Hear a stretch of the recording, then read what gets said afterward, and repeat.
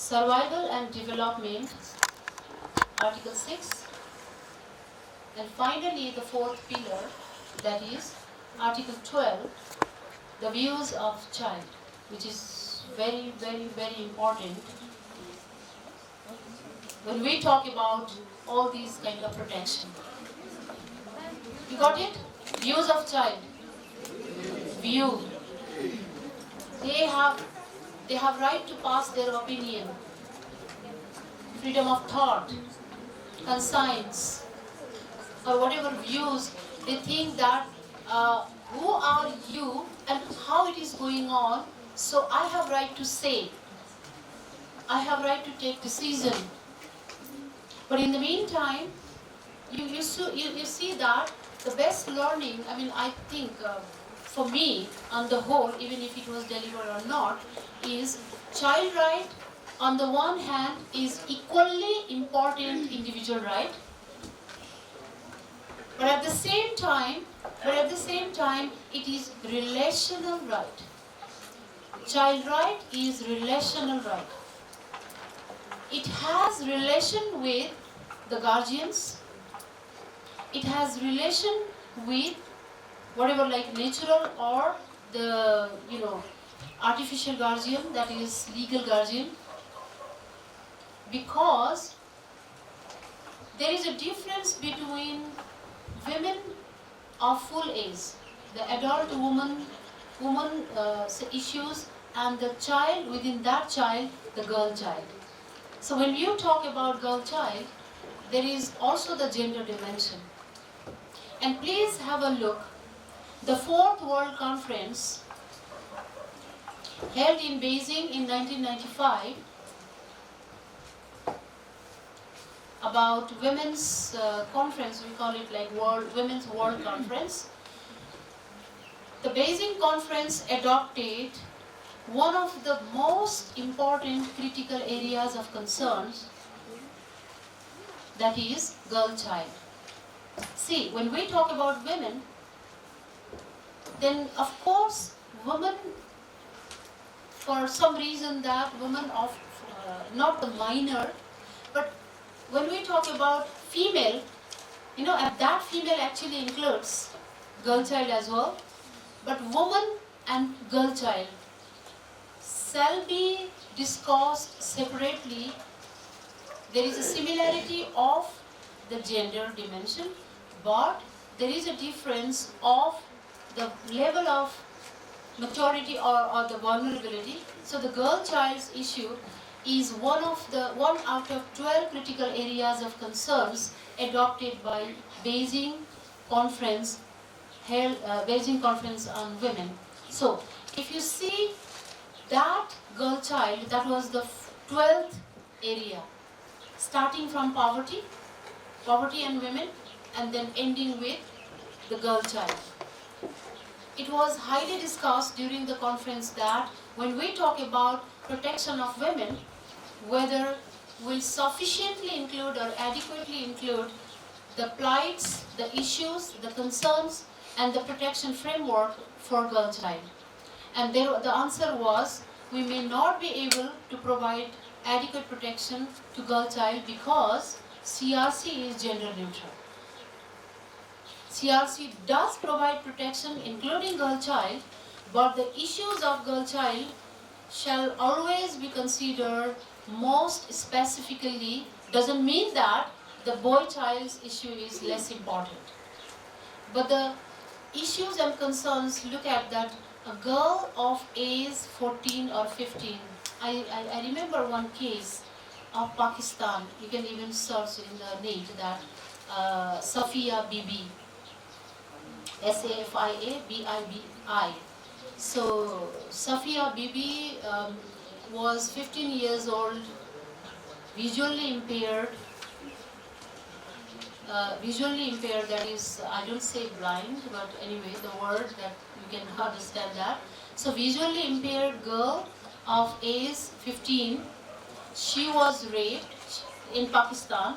She was raped by the son of the person, like master, whatever, where she walked, and she could not say anyone that she was raped, because there was a fear that if I said and shared this information, then I might be killed, because the so-called virginity, the so-called chastity, and the stigma is so high in Pakistan, especially the Muslim community.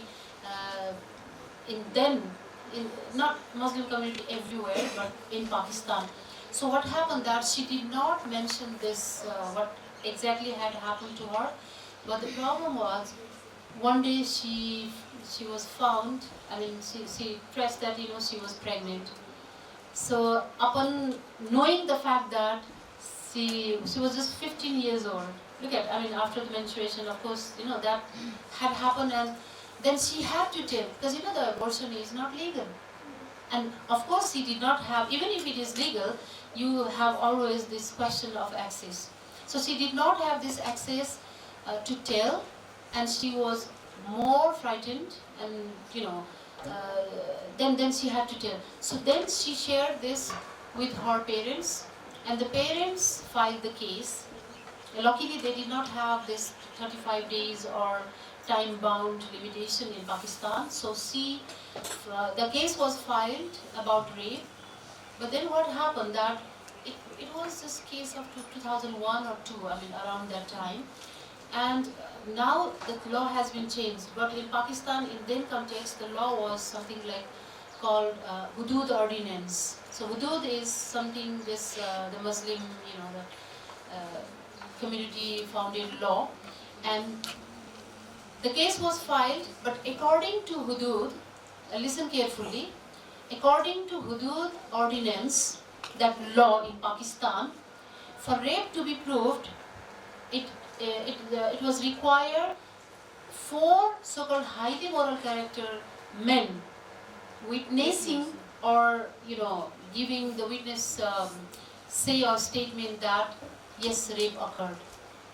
So it was so funny that she herself was, because of failing to provide that witness, the evidence, and her case, her entire this vulnerability turned into losing virginity and extramarital affair, and she herself was punished for 3 years.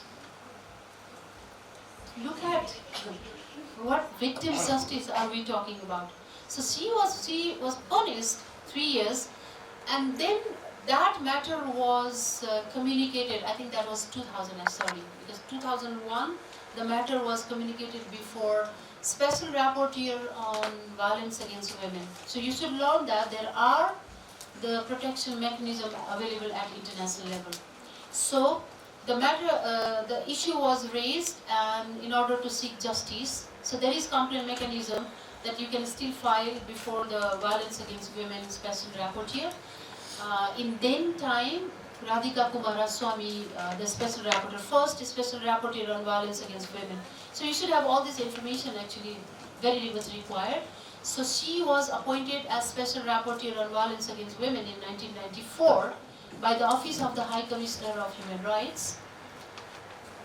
And she received that complaint, and she sent the urgent appeal and the request to Pakistan, saying that Safia Bibi herself here is victim. So why has been so that she has been re-victimized with this punishment? And you know what? The success, I would say, like success story, whatever. Then Pakistan government replied later on that yes, we have considered your this urgent appeal, and now Safia has already finished her 1 year completed. She was languished in jail. Now remaining 2 years have been exempted. Means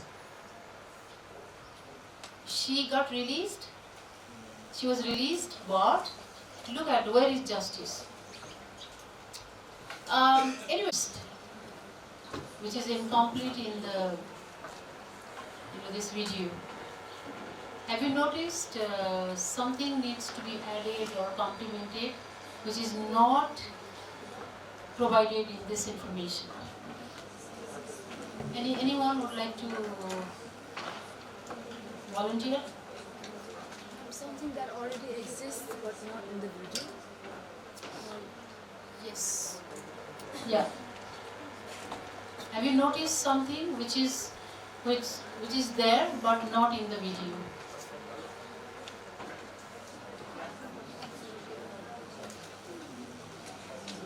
Because no, nothing. Substantive in nature, it has supplemented the substantive provisions. So which treaties do you find the substantive provision in nature, having by separate optional protocol? CRC, two optional protocols, one regarding children in armed conflict, recruitment of children in armed conflict. Another is sale, pornography, right, and then child exploitation. So that is substantive, because whenever you find the rights being expanded, they are called substantive. And it also said that optional protocols have two nature. One is substantive, it has supplemented, and second is procedural in nature. So procedural is the complaint mechanisms provided optional protocols are called procedural related optional protocols. For example,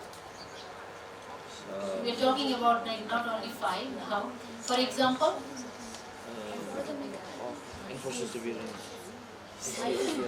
ICCPR has optional protocol in 1966. Then ICSCR has also optional protocol for individual complaint and inquiry mechanism. I will ask later. That was adopted in 2008.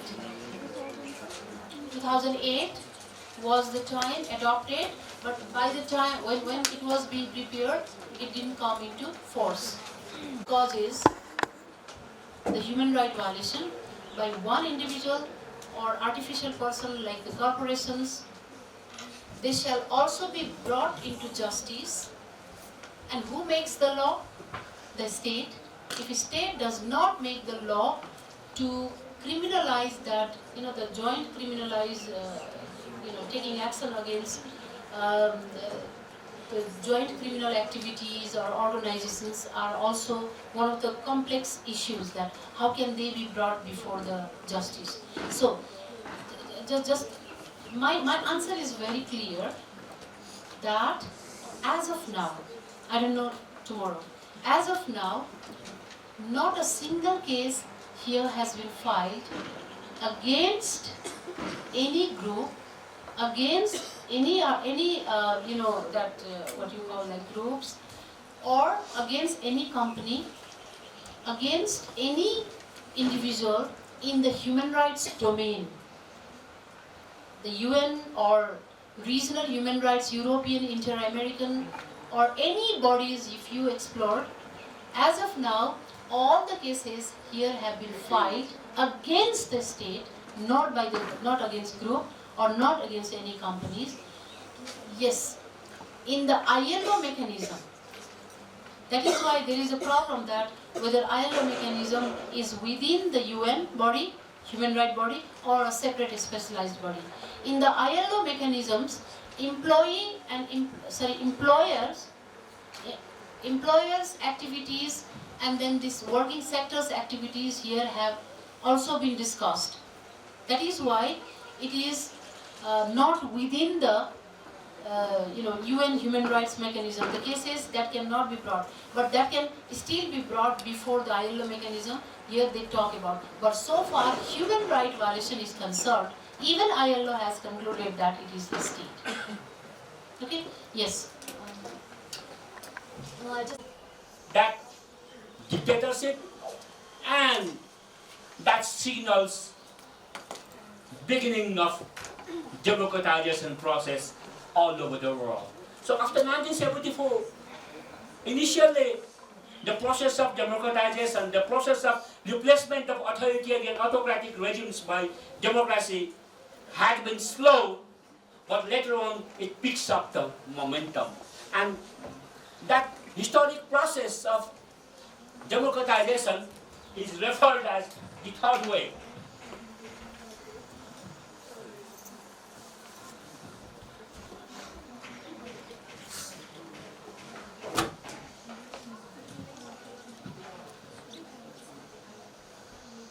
Third wave. And the third wave was the name given by this eminent political scientist named Samuel P. Huntington. He has written a book called The Third Wave, Democratization in Late 20th Century. And his ideas on democratization has influenced process of democratizations and idea of democratization tremendously. And so what happens is that, why third wave? How about first wave and how about second wave? The first wave occurred before First World War. In the first wave, countries like United States, France, and some countries in, just let me. Okay. What Huntington says, first long wave of democratization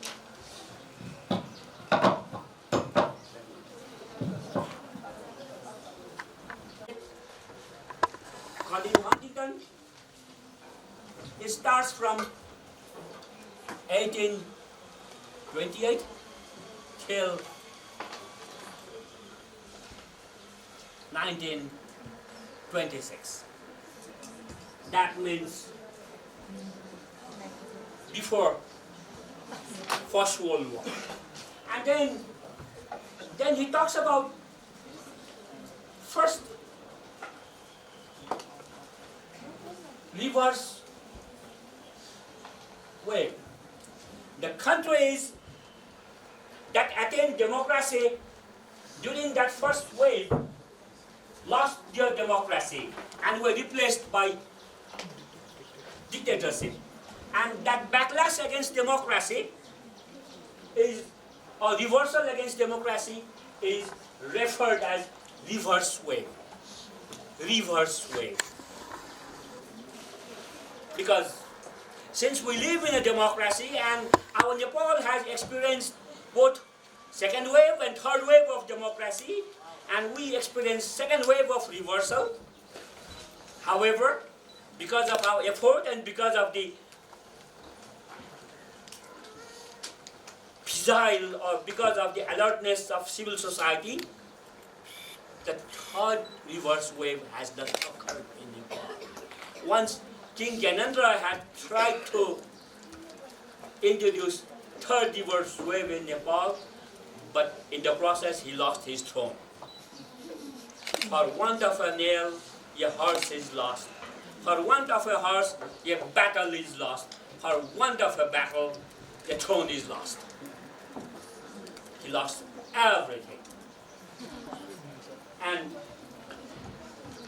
okay, this is the first wave. And first reverse wave.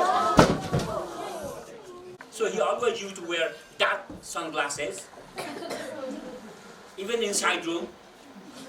I saw King Mahendra for the first time in 1960. I was a very small guy in an auditorium, and I asked my mom, "Hey man, what this king is doing? How does he see with dark sunglasses in this cinema hall?" That was my query. And he looked so thin and so unimpressive. And I asked my mom again, "You say that he's king race, right? But why he is so thin?"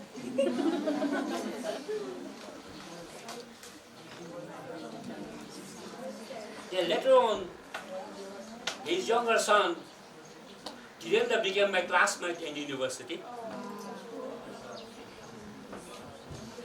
No, There was nothing special about him. The only thing special about him was that he was a dude. He was good for nothing guy. He used to flunk in virtually every exam.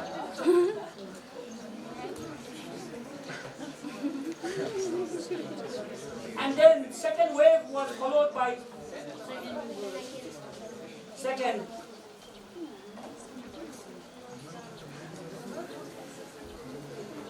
reverse wave.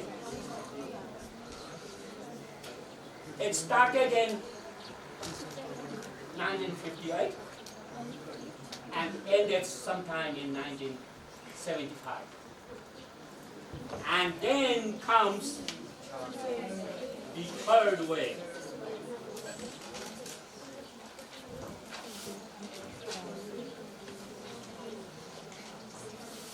The third wave started in 1974 and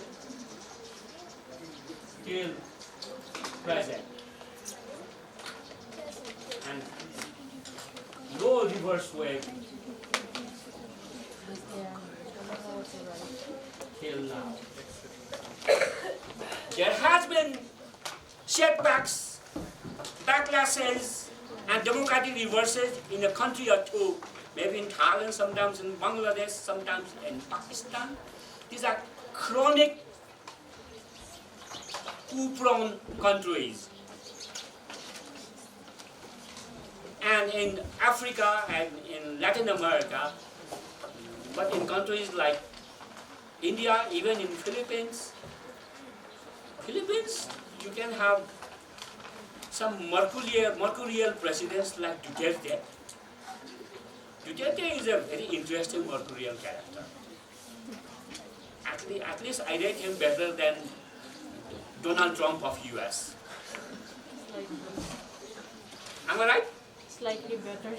Slightly better. So we are glad that our prime ministers are better than these fellows. Anyway.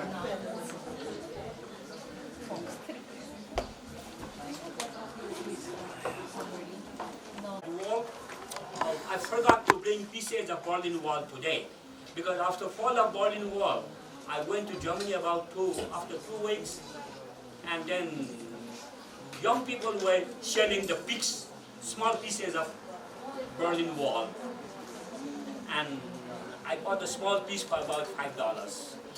They're making good money. And so, once that Berlin Wall fell, Soviet Communist Empire in Eastern Europe, like Germany, Czechoslovakia, Poland, Hungary, Romania, including Soviet Union, collapsed like house of cards.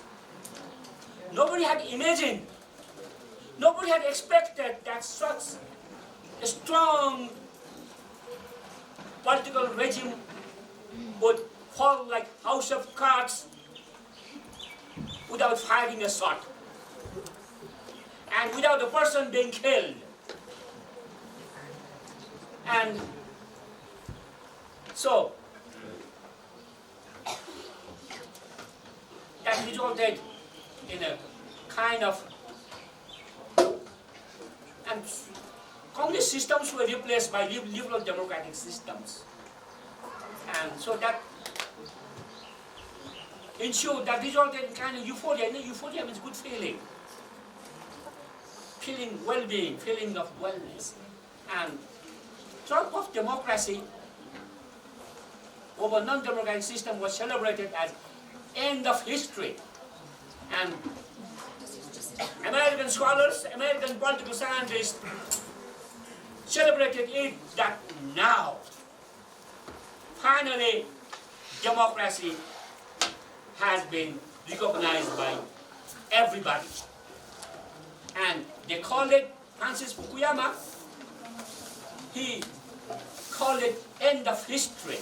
Because now they thought that, no, this China and other these countries, just a matter of time, then they will fall. Although because in 1989, there was big movement in Tiananmen Square in China, and Chinese were able to control that student demonstration by killing thousands of people. And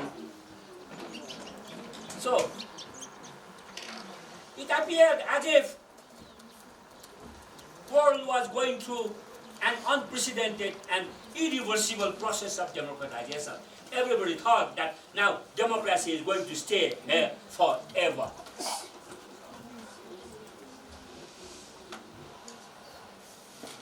And the march of democracy is irreversible. No one can reverse the process. It's going to stay here. You know, this Freedom House, in the internet, whenever you talk about freedom, liberty, democracy, you look for Freedom House. Freedom House, American think tank. It was the first chairperson was Eleanor Roosevelt. Eleanor Roosevelt was coordinator of drafting committee of Universal Declaration of Human Rights. His wife of American President Theodore Roosevelt, who was American President during the Second World War. And so, this Freedom House released data that in 1974 there were only 27 countries with democracy. Only 27 countries. And majority of them were in Europe, United States, Australia, and New Zealand, and India, and some other few countries. Rest of the countries in 1970, including Nepal, even Bangladesh, Pakistan, they were all undemocratic. And this number grew to 149 out of 195 countries in the United Nations in 2007. So this is almost 500 times increase during last 32 years. So number of democratic countries steadily grew and expanded from every year. And so, however, by 2007, the murmur started right from 2006. By 2007, this kind of murmur, this kind of feeling, perception started to gain momentum. That against a run of play means in football, you see, what we find sometimes is that one team is very dominant, and that team attacks into another opposition's goalpost one after another, but that fails to score. But opposition, when it gets the ball, takes the ball and scores the ball. That's against the run of the play. So against the run of play,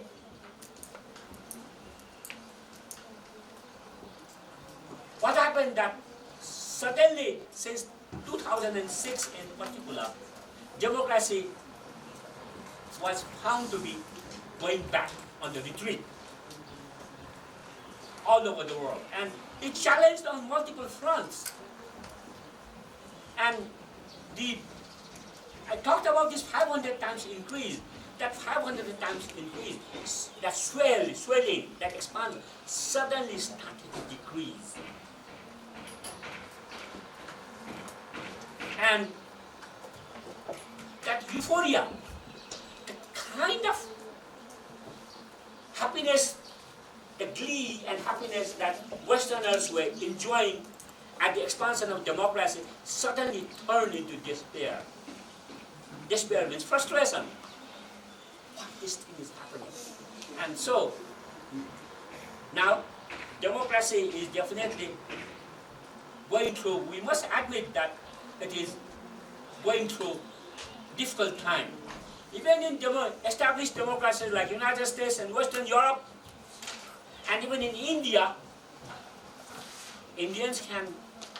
Srijers can talk you more about democracy, and he will say that our democracy is the best and the worst in the world. No, he just says best. No. Malaysians and others would not talk more about democracy. Chinese would hardly talk about democracy. Vietnamese would rarely ever talk about democracy because they are yet to experience genuine democracy. I'm sorry, because being an academic, I should be very honest.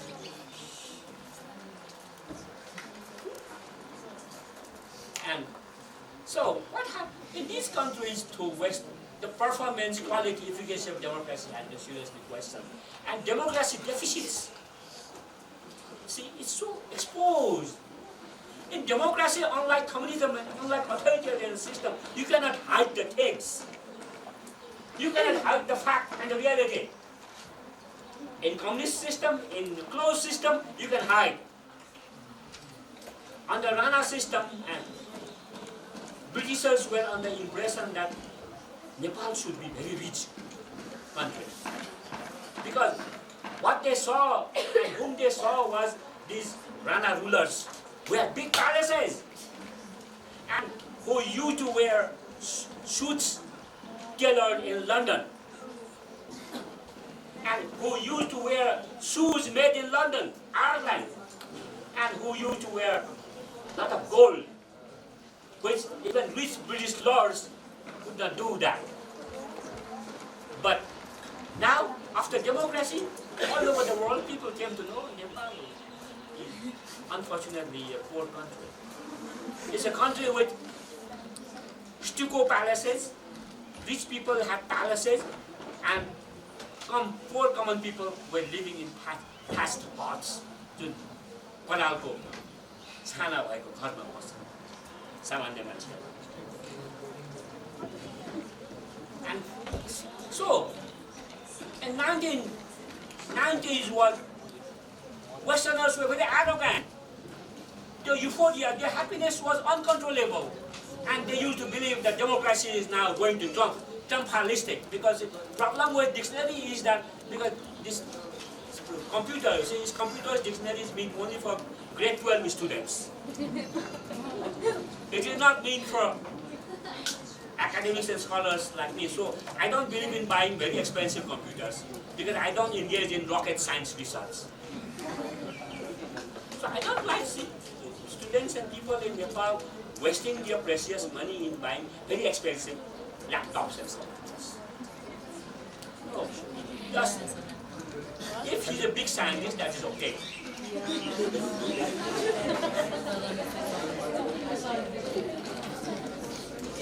And I don't buy branded clothes also, because I consider myself as a brand.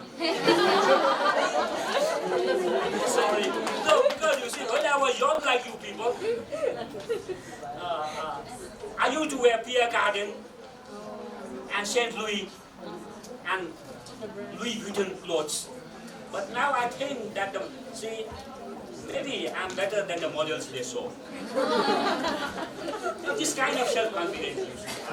Why waste so much money on same clothes when you can buy at a cheap price? Because you say, there are some of my friends, they have nothing to show, they are billionaires. They have nothing to show in them. They don't have books.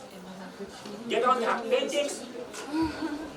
What they show is, oh, I bought this coat in Scotland, you see.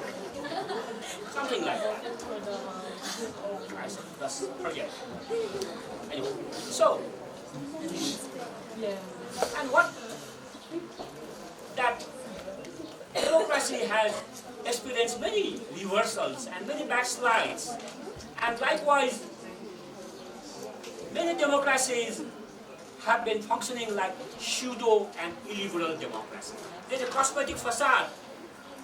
No country would like to call themselves as undemocratic now. Even China would say that their country is very democratic. Vietnam would say that their country is very democratic. And you Malaysians also say that your rulers are most democratic in the world.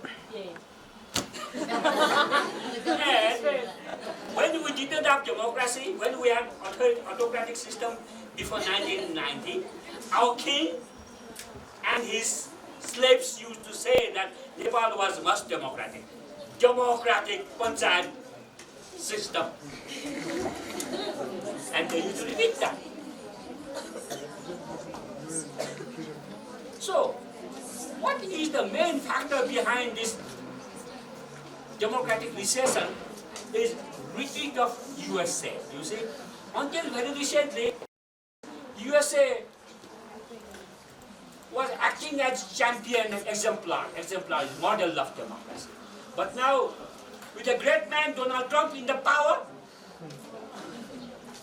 and with great political party like Republican Party, I'm not taking sides in American politics, but sometimes you are forced to take sides that the quality of democracy in the United States has really deteriorated. See, what Republicans did when Barack Obama, that black man, was president, very brilliant, very nice gentleman. If he was a white man, he would have been praised like one of the greatest presidents of the United States of America. I think he was no less. My favorite American president was John F. Kennedy. I like John F. Kennedy because he looked very young and handsome and very vigorous. And so, right from early in childhood, when I grew up, once I grew up, I would be like John Kennedy. And I started to imitate John Kennedy's style. Anyway, not King Mahendra and King Virendra's style, or Tulsigiri's style, or Giza Prasad Koirala to K.P. Oli's style. They have one too, K.P. Oli. Anyway, something else. So, yes, I like Jawaharlal Nehru to some extent, because when we were growing up, he looked like a big man. Later on, we found so many weaknesses and chinks in his armor as well. Anyway, so even say Stefan Levitsky and Ziblatt, I forgot to bring his book today. He has written a recent book called How Democracies Die, and he used to dismiss the talk of this democratic recession as a myth, as an exaggerated notion. But now they used to say that they have changed the position now, that they think that with the election of Donald Trump as President of the United States, when democracy is in danger, people are prepared to come out into the street. When there is rigging in the voting, we are prepared to come out into the street. And so, its supporters should not lose the faith. But they need patience. They should show discipline. And they should show tolerance. And they should respect the values and the norms of democracy. Then this democratic recession can be recovered, can be treated like any disease. It's not a chronic disease, it's not an acute disease, it's a transitional disease. See, it's like a human body, you have cough, or you have cold. If you treat cold, you cure it within 7 days. If you don't treat it, it will itself cure within a week. So I don't like people consuming too many medicines. Now you people seem to be addicted to taking medicines. You have headache? You have headache medicine. My daughter, my children, my son, I don't like that. And my wife encourages them to do that. But she cannot do that same with me. So, this recession is like you should strengthen the unity of democracy to fight against these periodic problems and the disease. Thank you. Life, yes. Mode of survival? Sorry? Mode of survival? 70% of our well consistent. 70% of our body is of water. And you said what is So mode of survival. mode of survival, yes, of course. Yeah. Fundamental right. Fundamental right, yes. Yeah. I wish Bagmati River is flowing. You worry about? I wish the Bagmati River Oh, was the Bagmati River, flowing. yes. The Bagmati River will be flowing, yes. We all think about Bagmati River. Earthquake? Yeah. So a resource that future fights might be for. Resource that? Future fights might be for. Oh, where there might be future fights over water. Okay. Anything else? From where the life germinates and sprouts. Life germinates and sprouts. Okay? Okay, from this side. From this side. Good. Sorry? Gift of nature. Okay, good. It's available in natural form. Yes. Of metabolism, of course. It becomes fresh when the pot of water comes in. If is unavailability of resource, let me reframe it. Why would be resource unavailable? Unequal distribution. Unequal distribution, okay? Misutilization, yes. Lack of access, yes, access. Sorry? Degradation of the resource. You said overpopulation, yes. Climate change, of course. Now let me now go to overpopulation. What does overpopulation mean? You know, Kathmandu has, what is the population of Kathmandu? Just guess, just tentative guess. Doesn't have to be accurate. Sorry? Last lakh? 30 lakhs. 30 lakhs, okay. Okay. Now my question is, somebody talked about access, somebody talked about unequal distribution. Let's think about water. Is everybody in Kathmandu 30 lakhs have same amount of water available for them? No. No. Why not? Because they are tenants. Because there are tenants, yes, of course. Other? Lack of access because they don't have access to this resource, yes.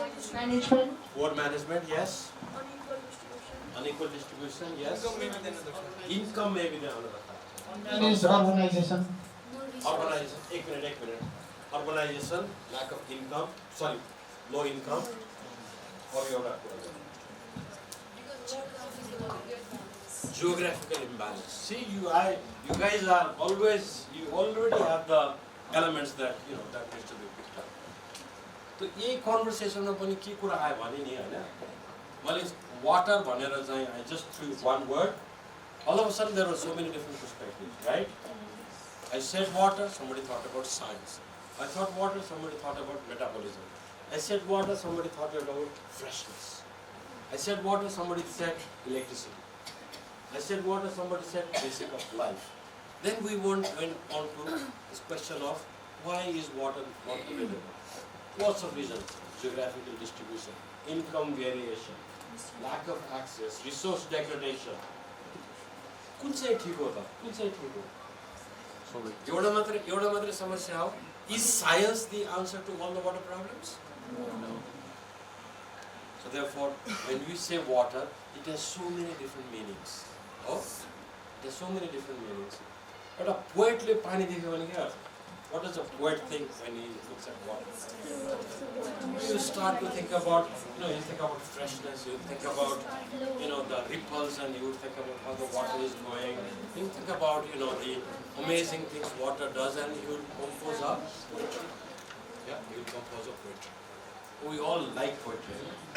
In Kavita person, we read poetry, we enjoy it, we recite it.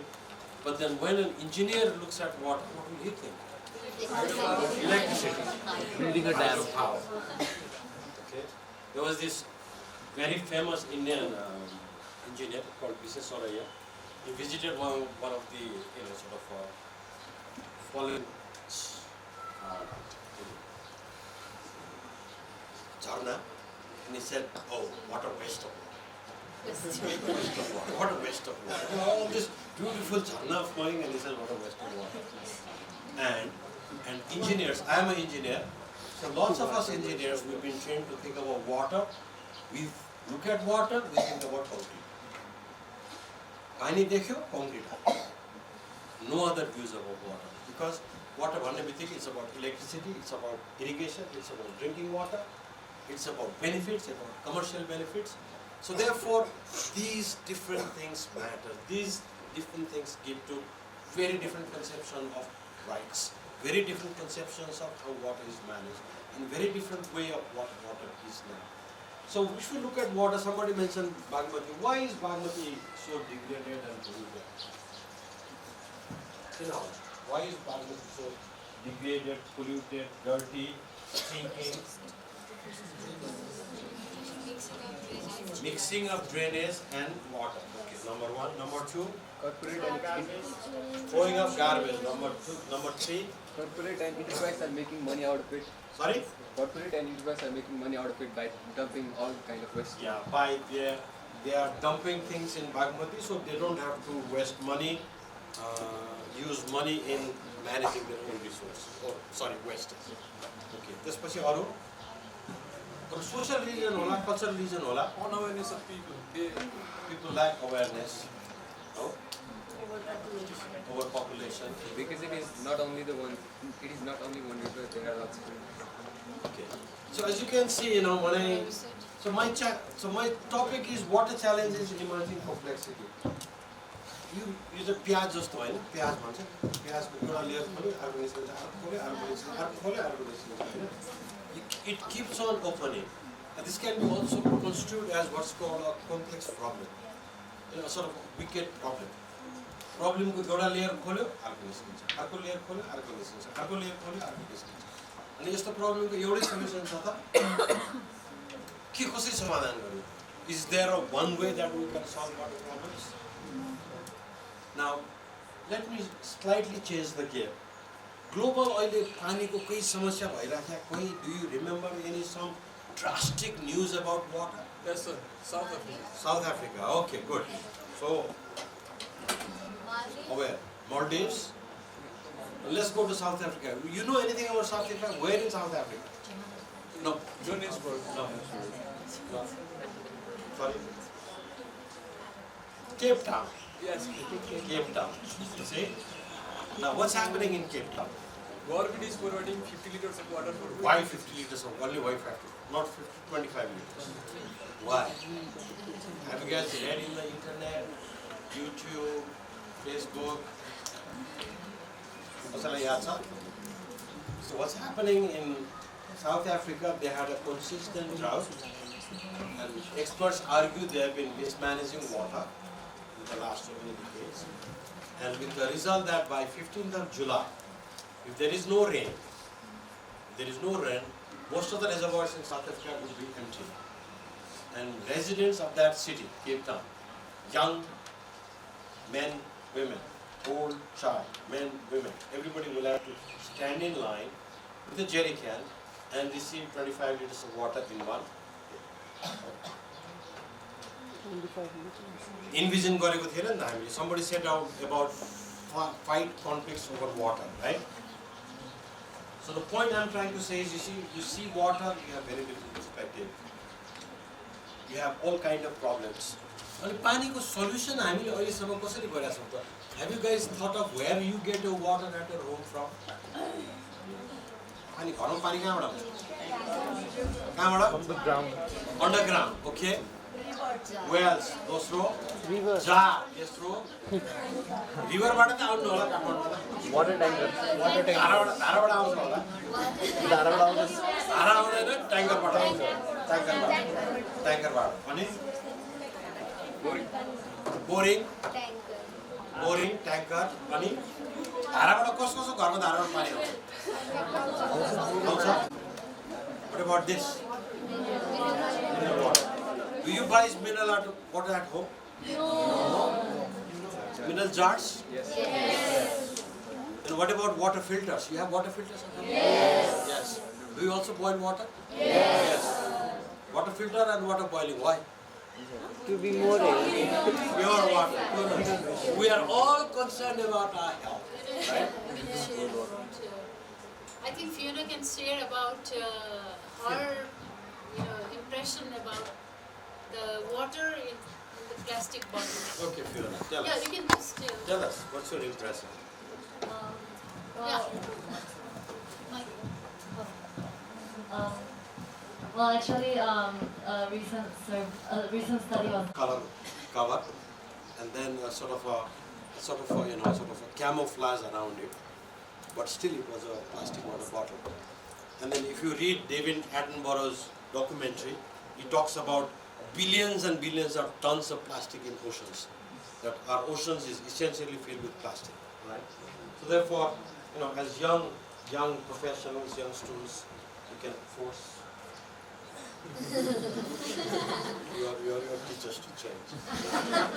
Yeah, I do agree. Good. Now what this does is to, okay, we are doing fine, okay, Tixa? Yes, sir. Yeah, Tixa, okay. So what this does is to set the stage and makes my life very easy. Because a lot of you seems to know the challenge, the complexity. So I have a couple of slides that I will share with you, and I will further highlight the complexity, further highlight the challenges. And then as we go on, we'll try to find some common understanding of how we might address some of these challenges. Right? Tixa? Tixa, मैले भने concentration of light लेके बताउँछ. Cities. Cities, yeah. त्यो छेउको सबभन्दा माथिको city के होला? Can you guess which this city is? Kolkata. Kolkata. This is Chennai. Chennai. Would it be your Kerala? Yeah. Yeah. Yes, sir. Yeah. Yeah. Thiruvananthapuram. Yeah. Right. And then Mumbai, Karachi. This is River Indus. You see? This is River Indus coming all the way from the Hindu Kush Himalayas. And there are settlements along the river that you can very clearly see. And then in the Indian landmass, you can see all kinds of things going on. This is the Jatapata side. If you happen to travel over this landmass at night, and if the land is clear, sky is clear, lights. Sorry, what is lights? Yes, you can. I'm sorry. You can see all of these lights. Now, what about Nepal? What about Nepal? Where is Nepal?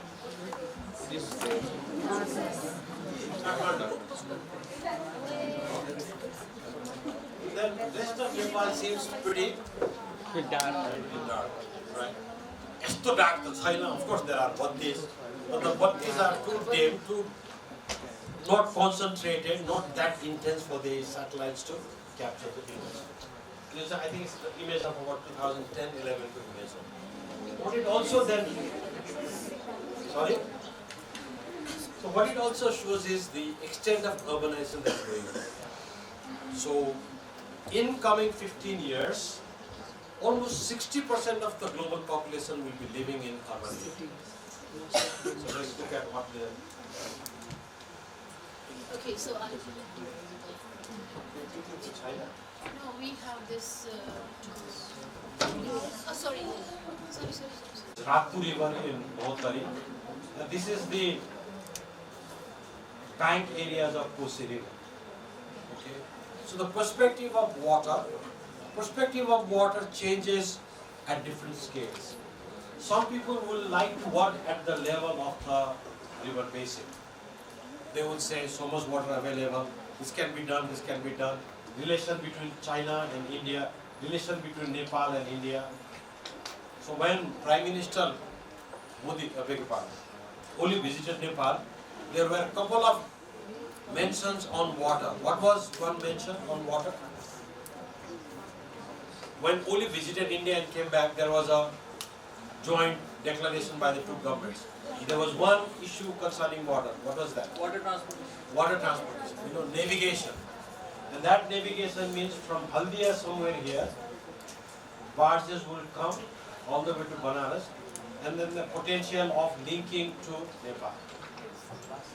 Is that a possibility? Technically, yes. What does it mean? We'll have to find out. So the question of scale, you see, at what level, at what scale, at which level you want to talk about water? I like to talk about sort of mostly local and subnational. Some international relation wallahs will like to talk about nation state. Legal practitioners will like to talk about what? My understanding, correct me if I am wrong, legal practitioners will like to talk about relationship between countries, two nations, two governments, and talk about water, international law of water. law of negation and so on. But then, the pure scale, but if you come to micro scale, then we think about drinking water types. This is a small spring which has been slightly improved that would serve water supply to a couple of households. This is a water supply tanker providing water to some of the Kathmandu residents. This is a system in the hill where you tap water up in the hill. It's called a spring. Then you build a tank. Then you connect it with pipes. You have a supply tap. You supply to school, you supply to community. This is called a community drinking water system. There are, many systems like this in the hills. But the challenge we face now is that many of these springs are drying up. Think so? Nepalको जति पनि गाउँठाउँमा हामी गयौँ, you visit these villages and they all say the source has dried up. How do you go back? Yeah, alright. So a lot of these springs have dried up. Springs have dried up due to a number of reasons, we'll talk about it. So therefore the water supply system, the water that is supplied to the community, the amount has reduced. So people have to go back to the old source and collect water. And who goes to collect water in Nepali hills? Water tankers. No, in Nepali hills. Who go to collect water? Sister, mother, daughter-in-law, daughter, wife. Men sit down and play cards, and they all go and collect water. So when you talk of water rights, you have to talk about these challenges. You have to talk about this question. Why is it that it is always women who have to go and collect water? Why not men? In some places, few men do. But largely, it is women who collect water. And then, the changing nature of water. You see, the changing characteristic of water forces them to go to the old source. And this old source may not be cleaner. The old source may be polluted. The old source may have changed. So therefore, some of the points that we discussed, polluted water, health questions, again come back. So therefore, a lot of people will be thinking, why do I want to go to the polluted source? I would rather use drinking water. With the trust that drinking water is pure. But as you said, it's not likely, right? We have a lot of small plastic particles. Right. Wherever we see water, we encroach it. Why do we do that? Wherever you say open space with water, you go and just do some hanky-panky stuff, you cover it, you build something. Why do you do that? Why do we abuse water? Do you agree that we abuse water? Yes. Why do we abuse water? Why don't we have the reverence, Why don't we respect water? We need it for our survival.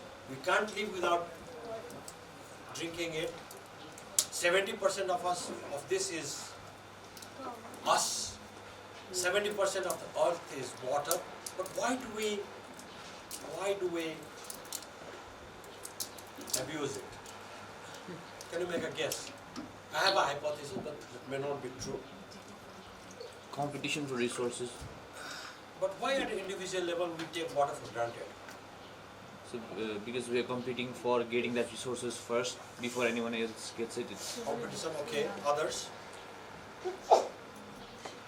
Make a guess. I think my hypothesis, it may not be true. We take water for granted because it is easily available. I was thirsty, so I just opened and I did it. If this water wasn't here, then I would have to ask for an excuse. I said, gentlemen, ladies, please can you excuse me? I have to go and drink some water. I'll have to go out, drink, do a little bit of exercise. I think we assume water is going to be available continuously and in perpetual.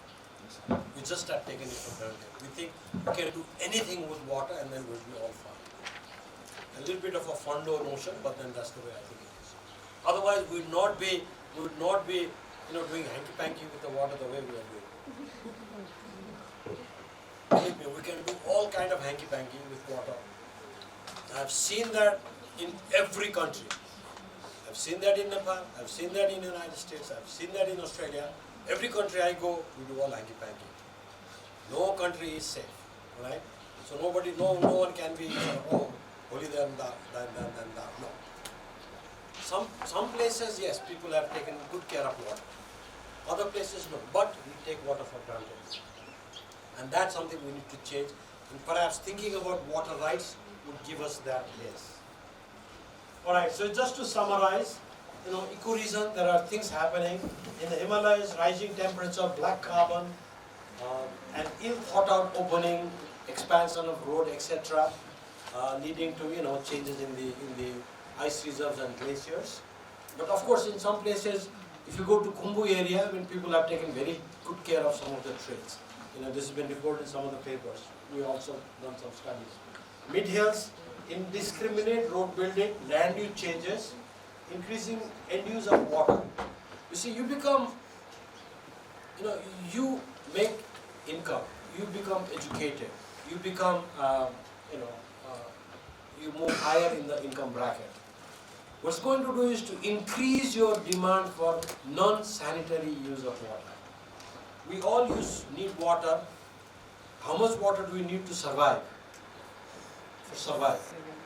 What quantity of water do you need in a day? 5 liters, 6 liters? But the amount of water a family uses increases corresponding to the income status of that individual, non-sanitary use. For other uses. Of course, we need water for washing vegetables, for cooking, alright? These are also basic needs. But for washing, okay, then washing machine, then jacuzzi, then flush toilet, then whatever, that tank where you sleep and take a bath, it's called bathtub, right? The demand goes on increasing, the demand goes on increasing, and the amount of non-sanitary water, not the, sanitary use, not the consumptive type, it goes on increasing income. So therefore, as people become richer and people are becoming exposed, people build new homes. So from Lota tank, Lota circle you build, flush toilet. My life, I started with Lota toilet, Lota circle. Lota toilet is, we have a Lota and then we go to attend nature's call. And now, habit has changed. I started with that, in my home when I was a child, we had no flush toilet. We used pit latrine. Okay, so that's happening. And then of course, in the mid hills and in the lower hills, these cities are expanding, so that is changing the nature of water demand. Then in the plains, there is, not quite in Nepal, but at least in India, there is pumping subsidy. People can pump freely, so a lot of water being extracted, and then extracting higher than the recharge rate. Even in Kathmandu, there are a lot of homes who are extracting water. So Kathmandu's water is prehistoric. It's about 25,000 to 28,000 years old. The deeper groundwater. We're just extracting this, and we have systems, irrigation system built by government. And we also have common water, river, where everybody goes and everybody uses that water. Nobody stops. So we have common type of water, we have public type of water, and then we have private type of water. This is the landscape. And then we have different type of users. We have various users.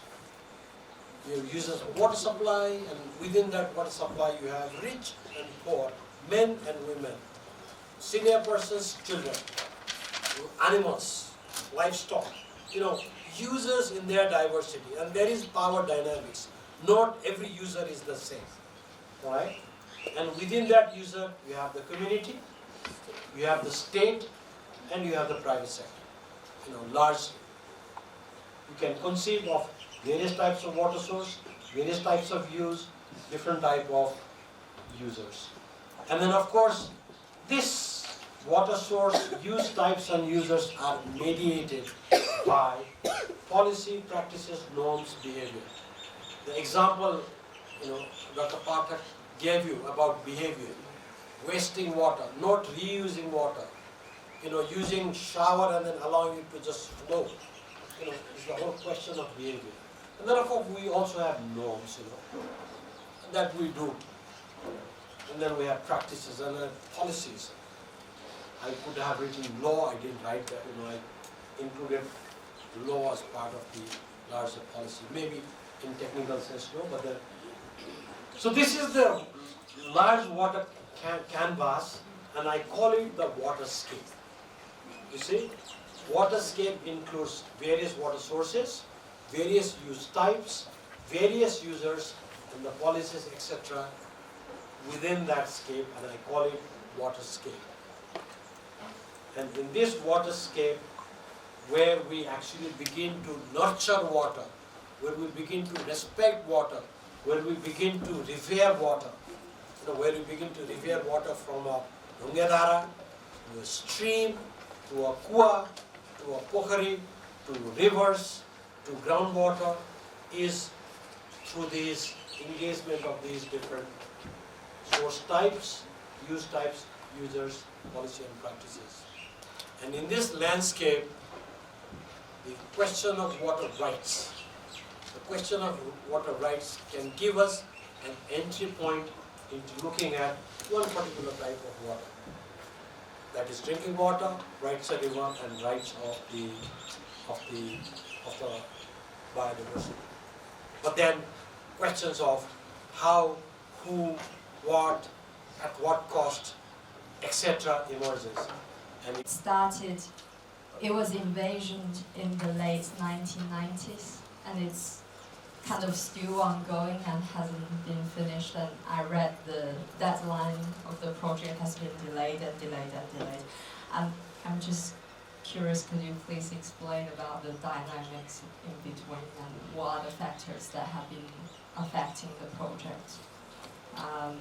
And I think at the end you raised an important issue about who pay for, all these things, who to pay. And I was listening to the radio programs the other day about climate change and who to pay for it. Mm-hmm.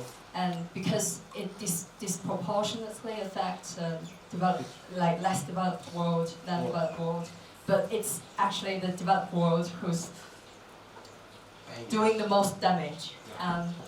But at the same time, it cannot be just looked at from a state perspective, like more developed and less developed, because it's a private sector. If you look at it from another point of view, it is a billion industries that has been using producing most waste, and so I find the who to pay is a really complicated. So if it's possible, could you please speak a little bit more on that? The question is for example, let us take the example of Bagmati River. Let's consider that the level of Bagmati is this and the original level was this. So how much time will it take that river to regenerate its original level? How much plantation of trees will it require, and how much years will it take to regenerate the same original body? So this is my one question. And one other question is, if we let's consider that to regenerate the same original level of water, it takes 10 years. Now looking at the present context, water is depleting so rapidly. Now let's consider that the Bagmati river or any given river level is dropped down to 1 or 2. So it will take even more time to regenerate the original level. So I think that we are not in the critical stage like in most states of India, like our rivers are not completely dry. So I think this is the right time to take initiative to prevent that. So what kind of initiative are we taking to help our future generation? First question, How much time will Does that have any problem? Does that cause any problem to the atmospheric water. Areas, how can we treat this kind of waste, and how does treating waste before disposing help to control the water pollution, or are there any alternatives of controlling this waste? Recently, we have visited the Nambuddha municipality, ward number 9. In what we observed there is that there is not such kind of development such as in Kathmandu where it will effect in the infiltration process. There is enough infiltration, and we had visited the top hill settlement where usually most of the Nepalese settlement is in the top of the hill. And what we found there is no one is such major sources of the water resources. All these have disappeared, and only one resources, only from the low point of the hill they have a project which leaves the water to the top of the hill and distribute among the peoples in the place. In according to that operator of this powerhouse, what that person says is that we distribute around 1500 liters of family in a month. That is the amount of water. And what person said is like that, if we didn't have this project, lifting water project, our settlement would have displaced some other ways. We have that compulsion. And I would like to relate this question, this scenario, that most of the Nepalese hill settlement are similar as this situation. And there is not much such development which will degrade the sources of water, or which will cause to the depletion of these sources. The action of some other peoples is affecting to that area, and they have to bear that action of someone else.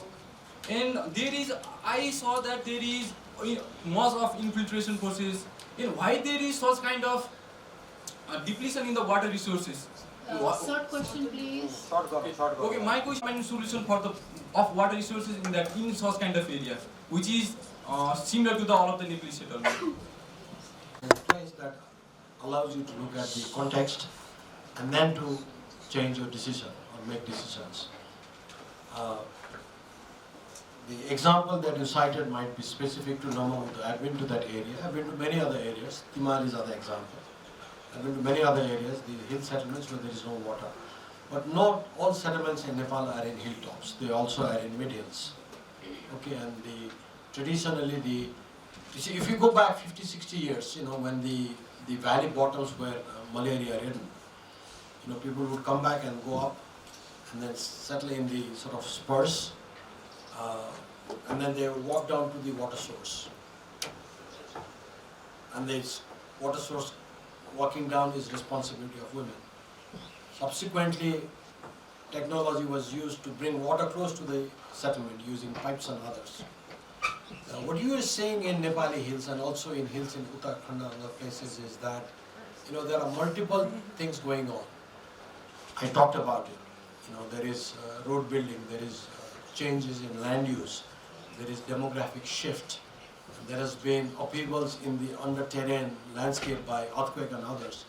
So therefore these dynamics of springs are changing. At the same time, over the last 50 years, in many places we've been encroaching on the ponds. In the hills and Tarai there is to be lot of ponds.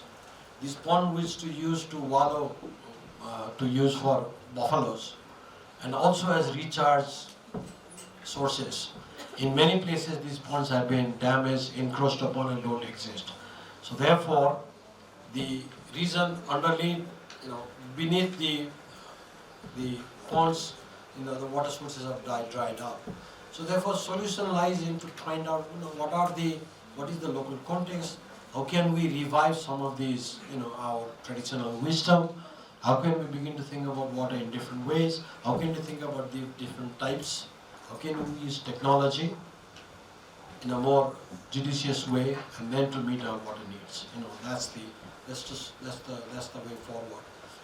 I would caution against thinking about permanency.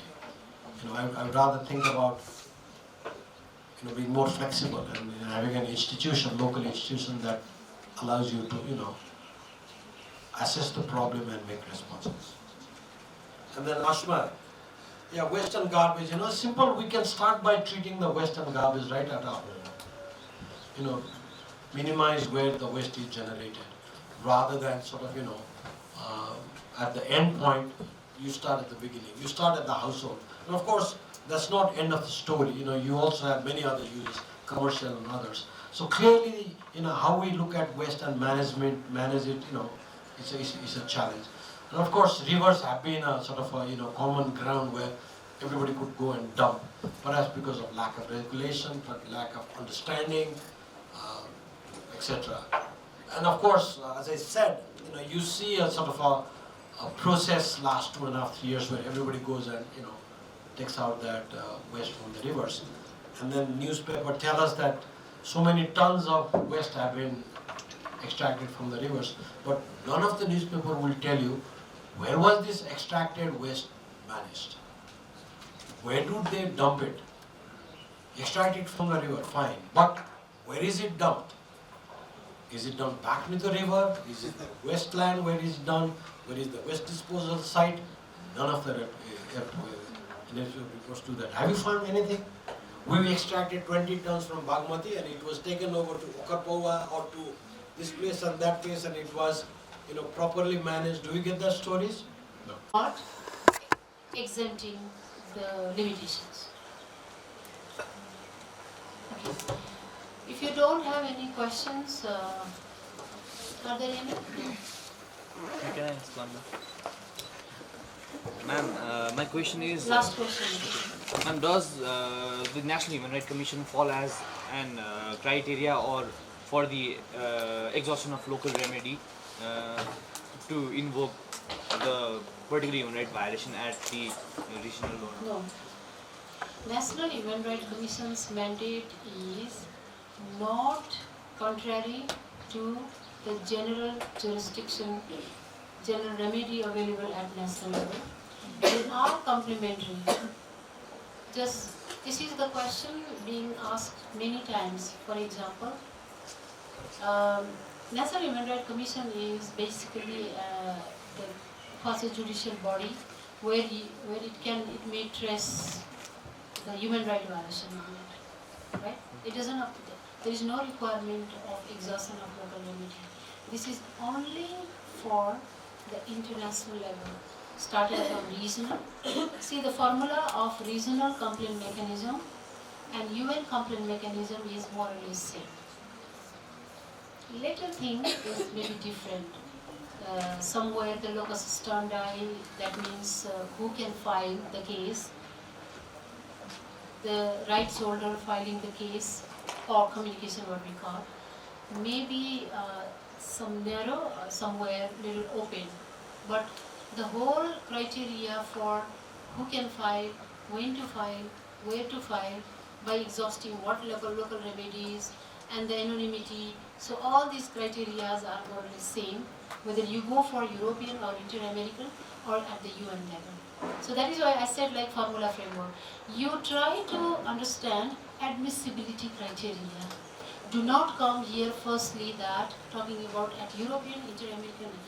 You talk about what are the general admissibility criteria that are applied in at the regional level, human rights mechanism at the Commission and court, and what are the the specific criteria for that applies in particular treaty. Some treaties have different, like torture, enforced disappearance. They are more open than ICCPR. So that is why you have to see that what are the criteria. I have attached one of the guidelines and then format also for CRC and CRPD. So you can just go through it. And I have also the guidelines. I think a soft copy I provided to other. I did not provide to disability because I did not find any email from the disability group. We're not presenting it in a very big forum. We're doing it among ourselves. The main purpose of it is to learn. And if you still want to make your presentation more finished or more exquisite, you can always do it and submit it later. But for now, I guess it will suffice. So if everybody is seated, okay, I see a cluster of everybody okay there. Okay, so if everybody's okay with there, the first group that I'd like to call for a presentation is okay, so I'm just gonna call the one that's on top of my head. So all migrant workers and a member of their families of 1990. So I will just go through the Article 77 in a precise form, in which the paragraph 1 has mentioned about the jurisdiction of the committee. That is, the committee can receive the complaint. The jurisdiction of the committee to receive the public complaint is the state party, if the state party violates the convention. That is, the committee can receive the public complaint being based on some of the categories, like the state that the state should ratify the convention, and if the state party has violated the convention, then only the public complaint can be registered to the committee. Likewise, the paragraph 2 mentioned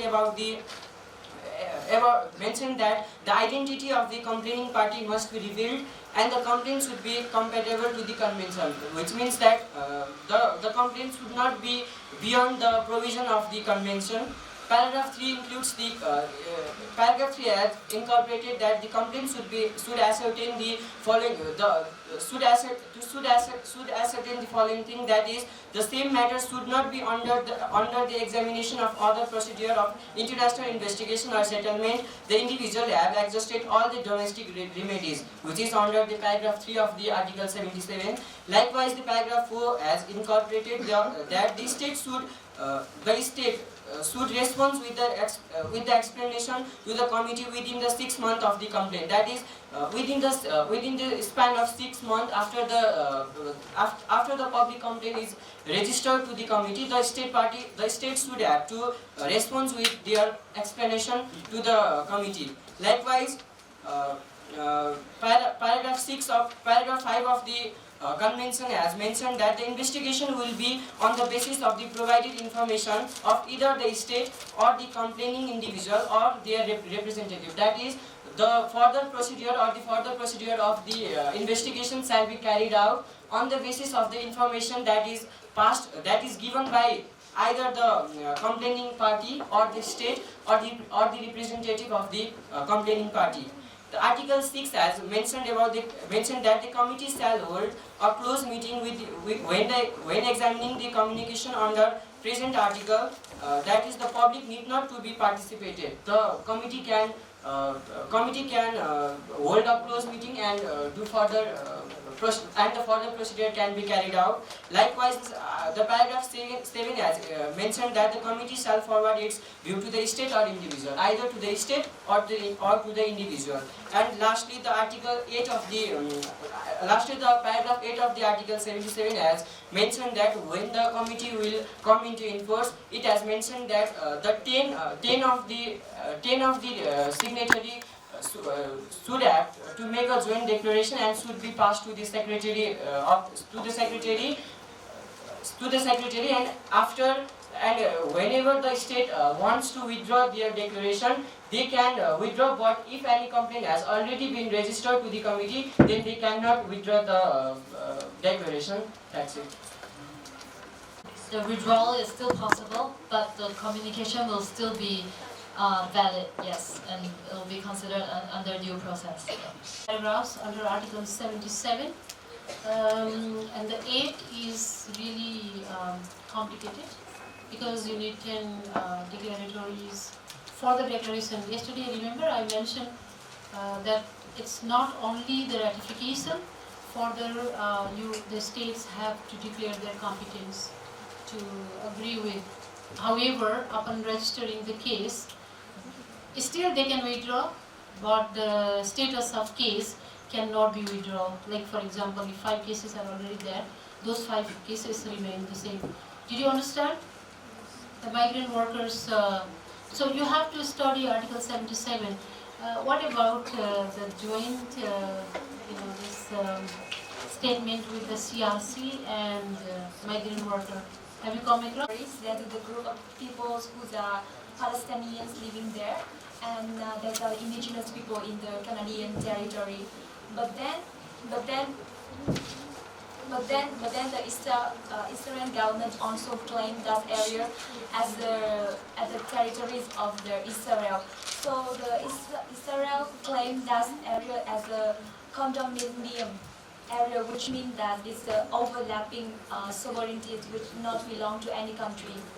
And then inside the Canadian territory, Palestinians give the permission to the Canadian government to build two transnational companies without asking the consensus from the indigenous people who are the Palestinians living there. So the indigenous Palestinians, when knowing this case and then sued to the companies in the Canada and both in the Israel, but then they try 4 times and all get dismissed, and that is the case. So now our teammates will continue the protection mechanism of this case.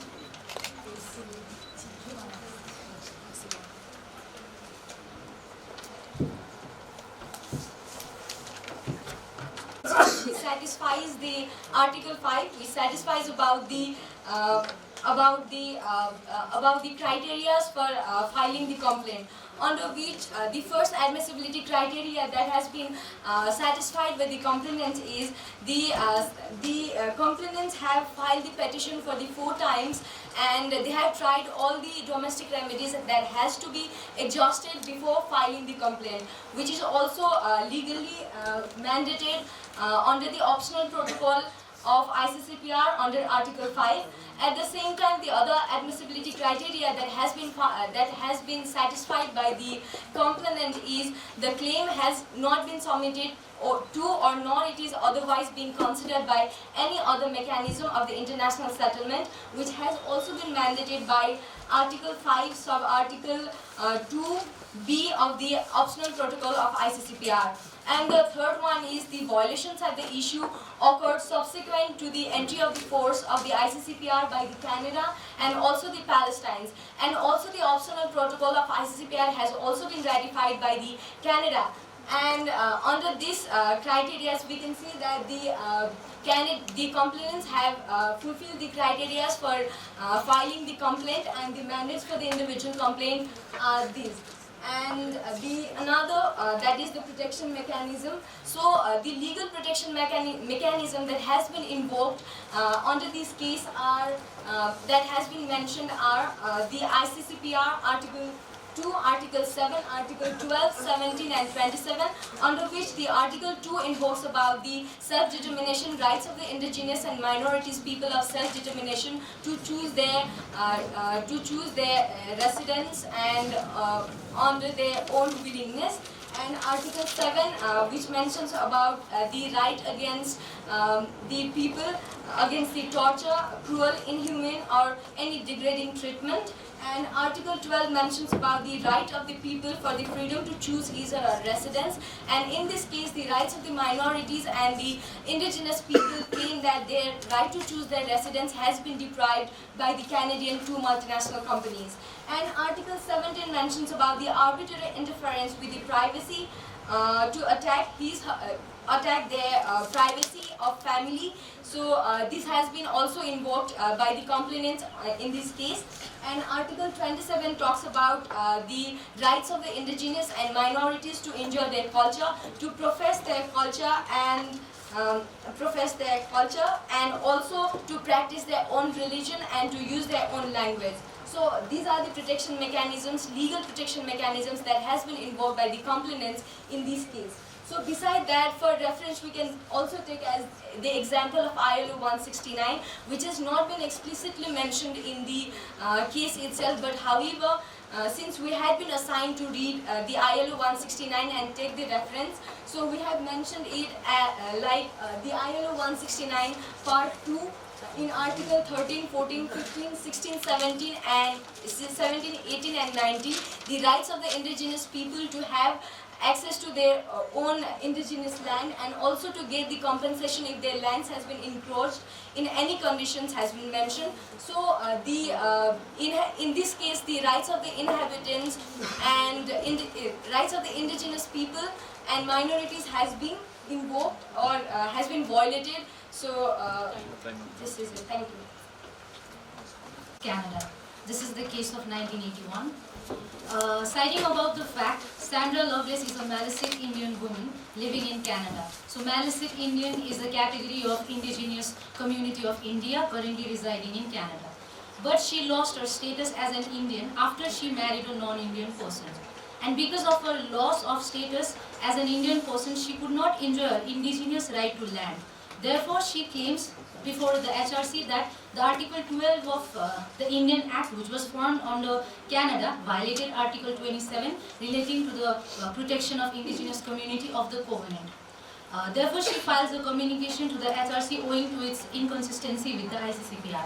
And as to the question of admissibility, she claims that the Attorney General of Canada versus Janet Laval had already held that Section 12 of the Indian Act of Canada was fully operative. Therefore, because there was the full exhaustion of domestic remedies, she decides to communicate about the complaint to the Human Rights Committee. And as to the question of protection mechanism and mandate of individual complaint, Rosie Salvo is assisting. Thank you. Protection mechanism, as Sandra Lovelace has invoked Article number 27 of the ICCPR, which includes the minority and indigenous rights. The Human Rights Committee mentions that the specific right that is most directly applicable to this case under the protective framework is Article number 27 of the Covenant. However, other rights such as the right to choose one's residence and the right aimed at protecting family and children are the rights which are indirectly at stake, and therefore the committee gives the decision that Sandra Lovelace should not be deprived of her indigenous right to gain access to her indigenous land, and therefore holds that her rights under Article 27 of the ICCPR has been breached. We end our presentation. Thank you for your patience. Ma'am, can we ask a question? I should respond quickly. This is exactly what the rightly cited paragraph. In fact, this is very complicated for others other than law students. When we talk about exhaustion of local remedy, this case, it was filed in 1977 and the committee came with its view, with its decision in 1981. Made it clear that exhaustion of local remedy does not mean the same person had already exhausted, but the exhaustion of same matter.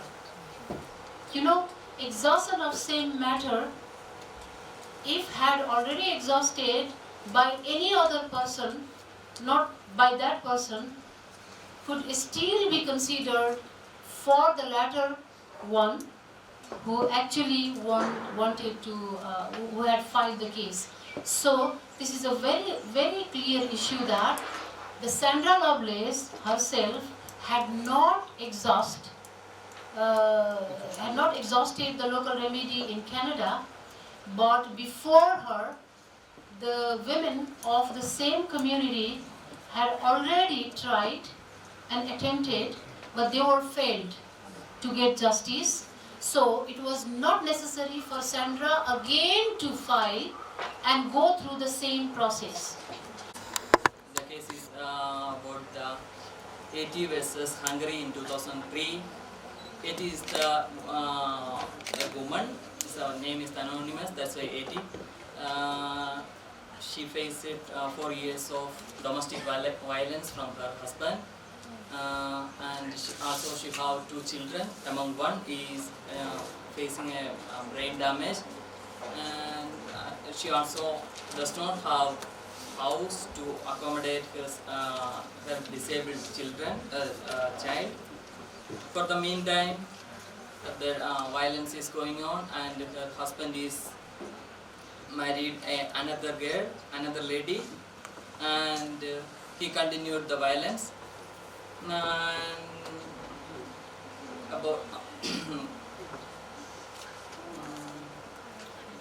In 2000, after 3 years of continuous violence, in 2011 she approached the Central District Court, and in 2003 she approached the regional court also, but both the courts' decision was in favor of the husband because of the property's ownership is in joint way.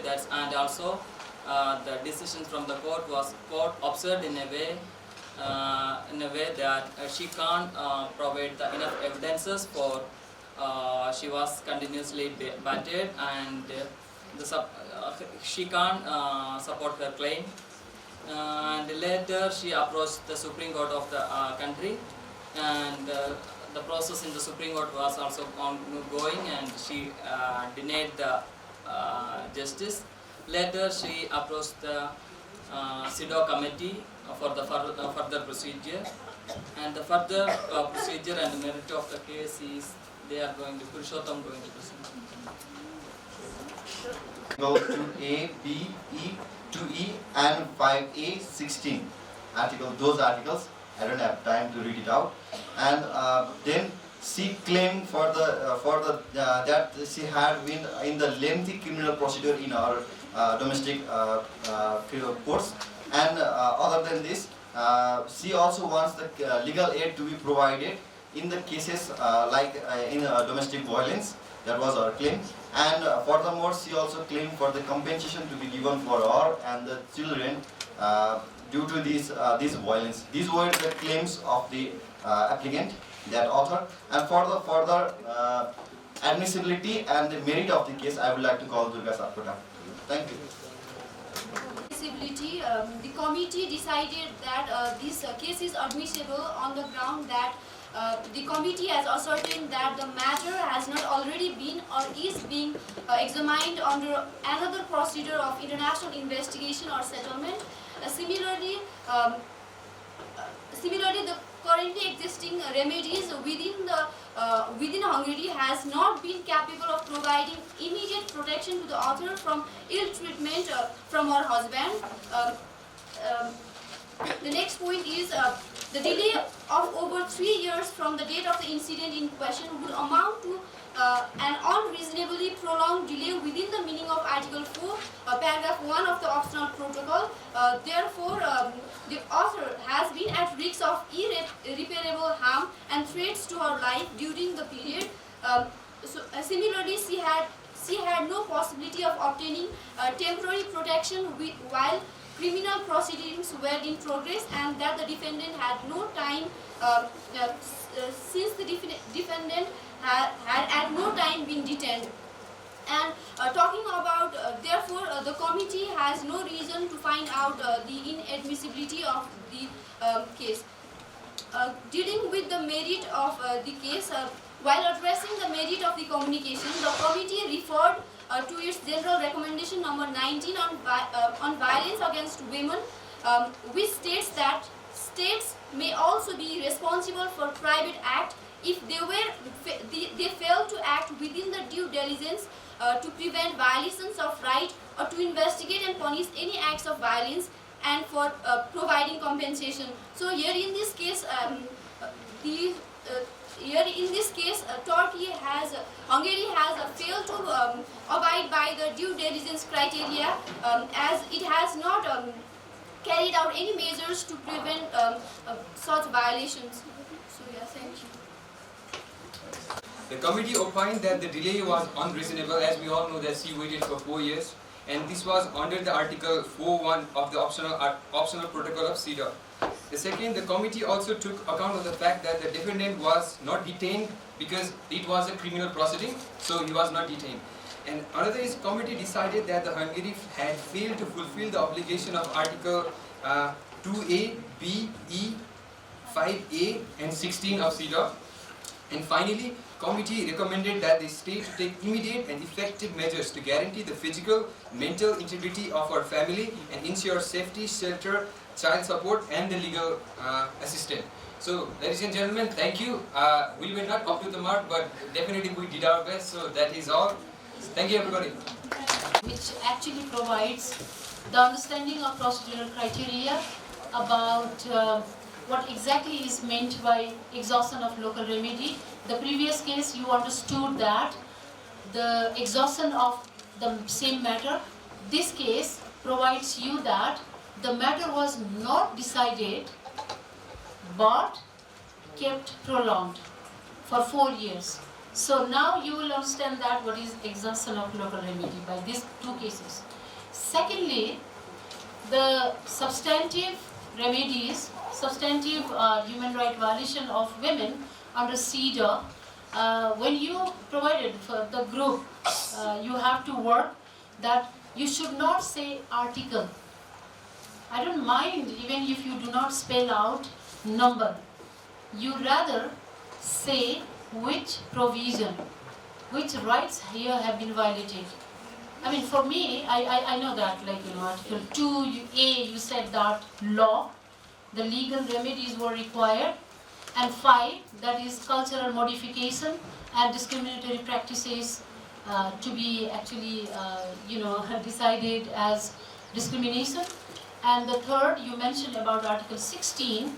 Whenever we talk about domestic violence, even though domestic violence here has not explicitly been mentioned in CEDAW, it was connected as part of other rights, including Article 16, which is about right to marry and found a family. This is And a person with disability, which this convention were entered into the force in 3rd May 2008, and we have assigned with the case which is concerned with the torture, inhuman and degrading treatment and discrimination against a person with albinism. Albinism is kind of disease when a person is born with a medical condition that results in very pale skin, white hair and the pink eyes.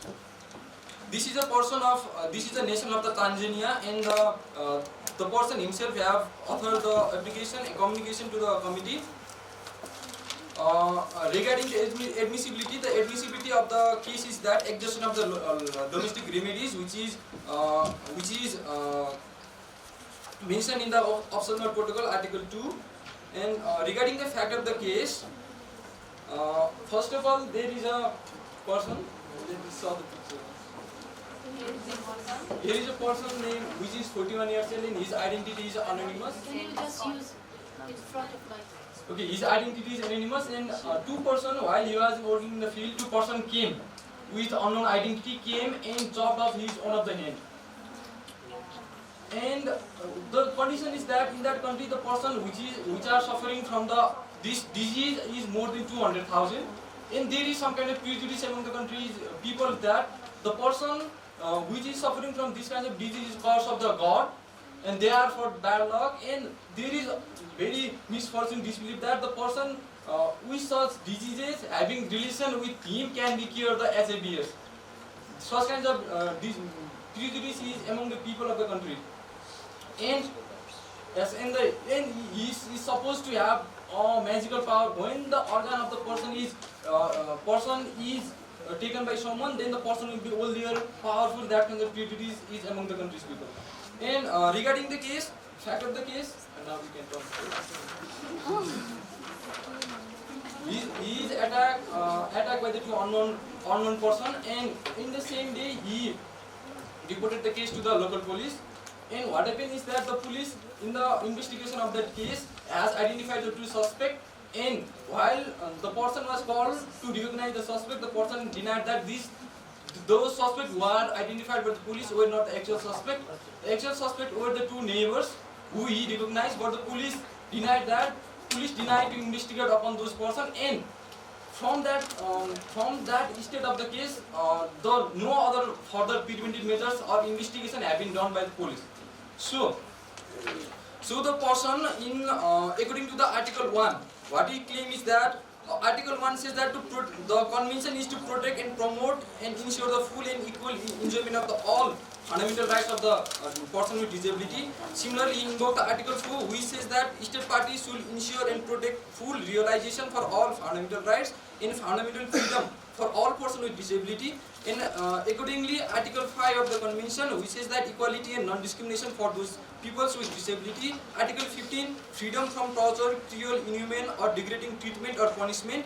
And finally, Article 17, protecting the integrity of the person. So here, the state is failed to recognize the right of the person and has not taken any step to further to conclude the case. So the person has filed the case himself in the committee. And for the further decision in the merit of the case, I'd like to call Sean.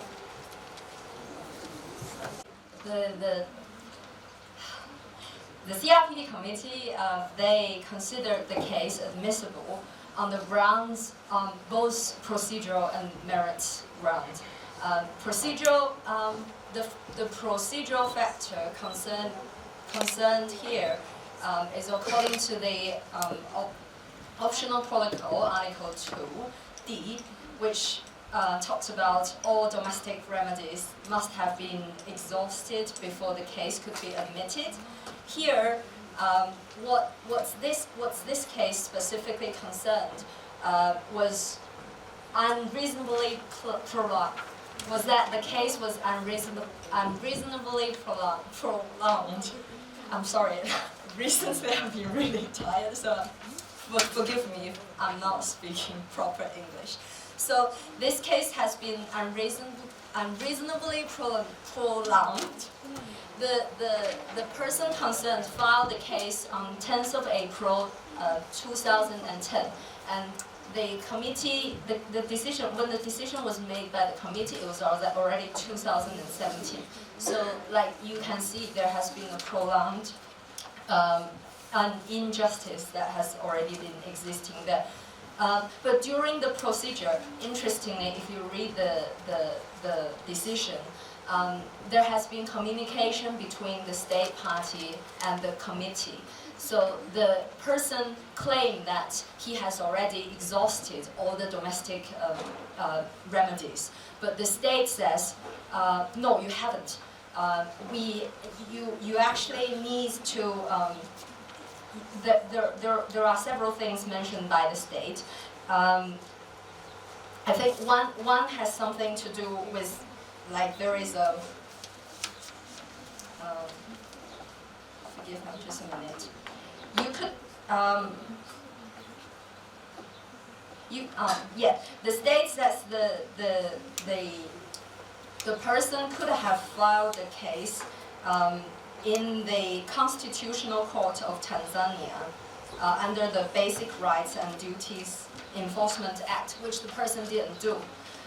But actually, when the committee considered the fact that although this person hasn't done this, previously there has already been a similar case filed at the Constitutional Court, which took the person 8 years. But nothing has been settled. So this is an additional proof that there has been prolonged injustice involved in this case.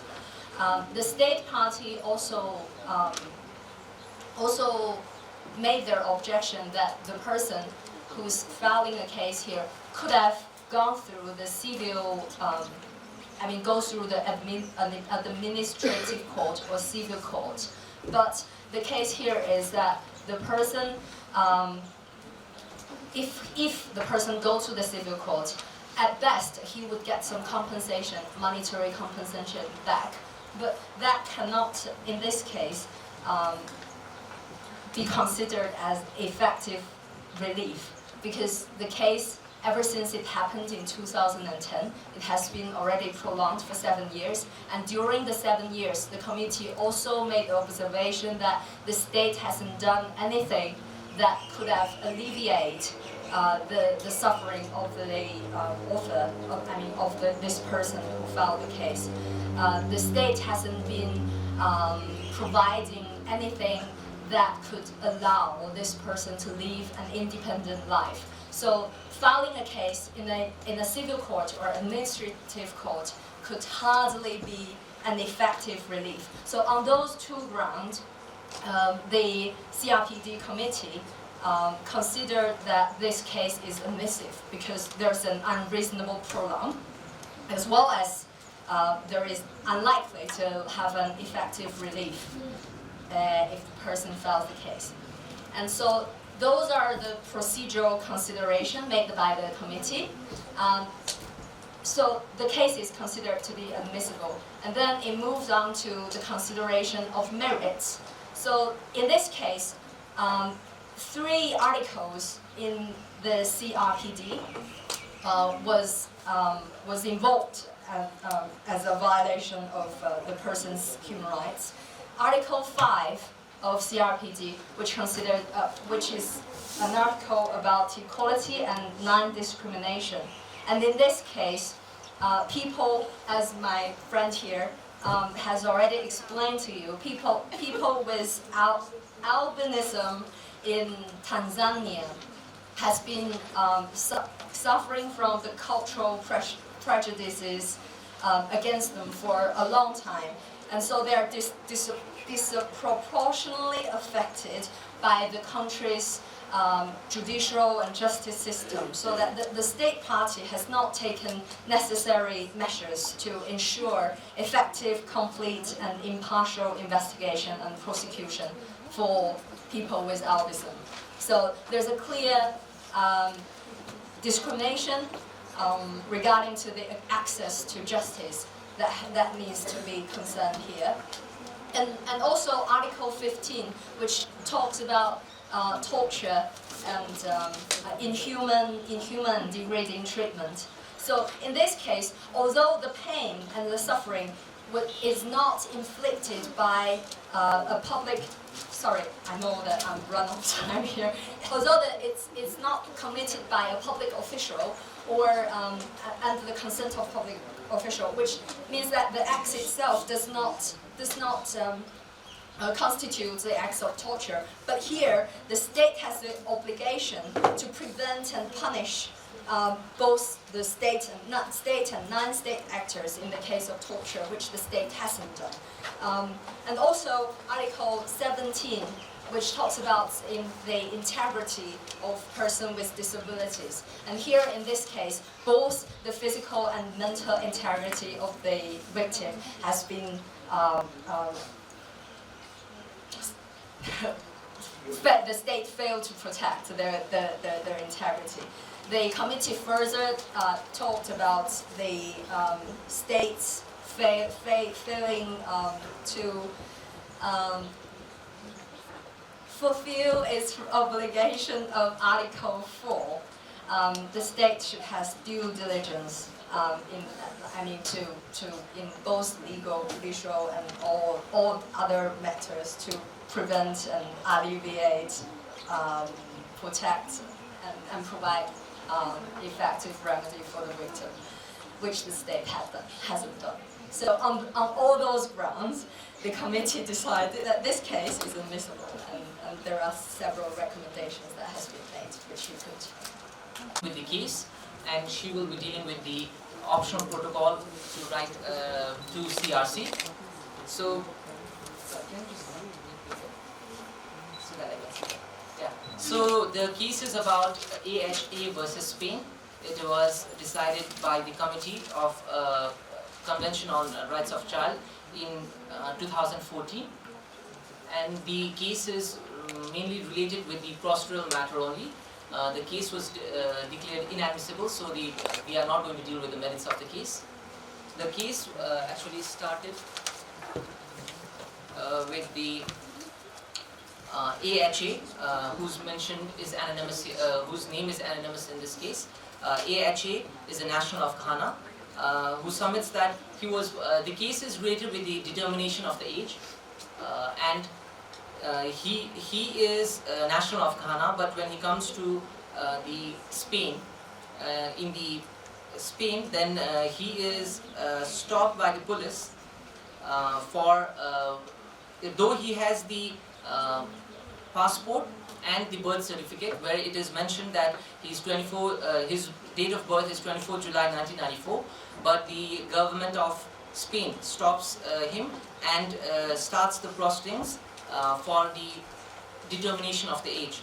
And according to the medical report done by the government of Spain, his age is concluded as 19 years old. But he denies this, AHA denies this, and he takes the case to the court of first instance in Barcelona. Then in this court also he was declared as the case was declared inadmissible. Then he takes the case to the appeal, Appeal Court, Provincial Court of Barcelona, and finally to the Supreme Court, where again the appeal was declared inadmissible. So he has exhausted all the domestic remedies, and after the exhaustion of domestic remedies, he takes the case to the CRC committee. In the CRC committee, he takes the case against Spain for violating the rights under Article 3, which mentions about the best interest of the child. Another is Article 18, subparagraph 2, which mentions about assistance. Both parents have common responsibility for the upbringing and development of the child. Then Article 20, subparagraph 1, which mentions about if child is not under care of any parents, then the government has the responsibility to provide assistance to the child. Then under Article 8 of the CRC, which mentions about preservation of identity. Article 20 of the CRC, which mentions about protection of a child, as mentioned again above, child without family. Article 27, which mentions about right of child for physical, mental and spiritual development. And Article 29, which is right to education of the child. So the AHA takes the case in the committee on the basis of these articles. And before going towards the merits of the case, CRC looks at the admissibility of the case. It is mentioned in optional protocol of the CRC, third optional protocol of the CRC, Article 7. The admissibility criteria is mentioned in that. And according to that, though the other criteria have been fulfilled, as already mentioned, exhaustion has been done, and other conditions has also been fulfilled, like it was taken in written form, and if the case was not going on in another international international forum, but as mentioned in Article 7, Article 7G, it is mentioned that the facts of the case, the case can be declared inadmissible by the CRC committee if the facts of the case is done before the entry into force of the optional protocol. The optional protocol came into force in 14th April 2014, but this case was the facts occurred in 2010. That's why the committee declared this case inadmissible, because on the basis of Article 7G, which mentions that the facts of the case should have occurred after the entry into force of the optional protocol. But in this case, as the facts occurred before the entry into force of the optional protocol, that's why it was declared inadmissible. And Gianna will deal with the admissibility and the optional protocol in detail. Thank you.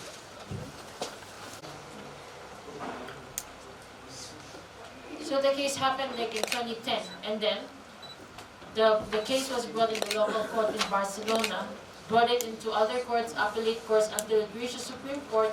The Supreme Court issued a verdict in 2013, and the optional protocol only entered into force in 2014. So that not only was that he was denied, the victim was denied, the chance to claim compensation under the optional protocol. Justice was also delayed because of the years that he had to wait. And even though this case was only declared inadmissible because of Article 7G of the optional protocol, let us say that the case happened in 2014, and then the case was brought to the Committee of the Rights of the Child. All domestic or all national remedies have to be exhausted, and he has the complainant and whoever counsel or the lawyers representing this victim has to wait for 1 year before he has to bring this case to the Committee on the Rights of the Child. And this is also the problem with the optional protocol and the CRC itself, because most of the provisions here highlight that the victims have to wait and have to deal with this bureaucratic and red tape procedures before they have to claim for justice. Remember that the Committee on the Rights of the Child, they have 18 legal experts or independent experts, and they only meet 3 times a year. So if there are a lot of cases already, there is a possibility, actually there is already, it's happening already, that there is a huge backlog of cases with the CRC. Because there are many cases that involve the violation of the rights of the child, not only this case, but they only meet 3 times a year, only 18 legal experts, so you really have to wait and really have to endure the pain before you reach the verdict. And I'm going to explain a little about 7G. So already I've explained earlier that it was violation of Article 7G because the Optional Protocol entered into force. And also one problem here is that what if Spain did not ratify the Optional Protocol of the CRC? Because it's written there that only parties to the Optional Protocol, like, they can only file cases against a state who has ratified the Optional Protocol for the CRC. So this was another issue for the Optional Protocol itself. And while we were reading the case here, there were so many questions that kind of popped into our mind. Like, there was an issue of the medical examination here. So when this child from Ghana arrived in Spain, entered the airport, they conducted a medical examination to the child to determine if he is a minor or not. So there's so many issues here, whether there was consent involved, whether the medical examination was in accordance with the laws, and also there was a very hint of discrimination as well, because he was from Ghana, and Ghana was also a war-torn country, protracted state. So there's a chance that the Spanish immigration authorities might have thought that the passport or the legal or travel documents might have been forfeited. Because it's not related, but then many African states, especially those immigrants who have to cross to Europe illegally, they have to forge documents. Like there was a case in the Philippines where there's a Somalian who obtained a Swedish travel document illegally. So there might be some sort of thinking that maybe this child have obtained fake documents from Ghana. And also, it seems that even though the cases all from the local court until the Supreme Court and now in the Committee on the Rights of the Child, it did not fulfill the maximum extent of the available resources, because it has only declared the cases inadmissible just because of one certain clause without reviewing the other clauses or other facts of the case. So that's it. Nonetheless, this has been made clear if the ratified number, you can just remember that, if the required number of ratifications do not suffice, then the matter shall not be invoked. So there are so many cases. This case I intentionally provided to you because of this issue. And second, the question of this is not the case of merit. And this was not required to jump into the merit, whether the child was, he was child or already adult. But then, again, there would have been one question, after crossing the age of 18, whether, even the evidences, whether sufficiently provide the information or not. So that is the merit part, the second part. But the most important part is this.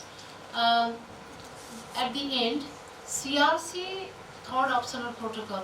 Spain is a party. Yes, Gianna, you're saying that you're asking, what if Spain had not ratified the third optional protocol? There would have not been any case. It is clear that the state must be party to the parent convention, that is CRC, and the third optional protocol. Otherwise, you cannot bring the case before the committee. In this kind of matter, you can actually bring the case to the charter-based body. So I'm actually asking you, if you face this kind of situation, instead of going to more rigid technical criteria to the treaty-based body, you can approach this kind of cases as a trained setting or systemic train of the violation, setting issues that you can approach before the Human Rights council, and where the working group is there. And for that you can actually see more detail. And at the end, I will supply some more materials in order to get more knowledge. I did not provide you intentionally, especially the guidelines of all treaty bodies. The new guidelines have come up, and also the joint investigation, whether it's possible or not, being discussed. You please visit at least once in a week what new has come up with. Even if you are not the human rights, if you're not studying human rights after third year, especially the LLB student I'm talking about, still this is a very important question that you can discuss later on. So human right is not only for your 100 marks. So thank you very much for all your hard work. I'm sorry for being late. Although it was for the benefit, it was very reasonable that I could not let you go without making presentation. So I'm glad that all of you have made presentation. So for BLLB, this is continuation. For you, intensive is not over, but we will decide different modules. Being in the green zone and blue zone separately, doing small workshop, and most of classes I would like to actually take in this practical. I hope this was important and you found it very fruitful. May I hear you from anyone, just quickly, providing your comment about this kind of workshop, so that we can carry on. Anyone, just very quickly from your own. Interesting to be a part of this workshop, because we can get different ideas if we are divided into different groups. A lot of group participation will help us to enhance our knowledge and can give us broader perspective of the issue. So it was really interesting to be a part of this program. Scholars, thank you very much for all support hands, especially Mr. Ji for standing and taking all these video clips. We will make it edited.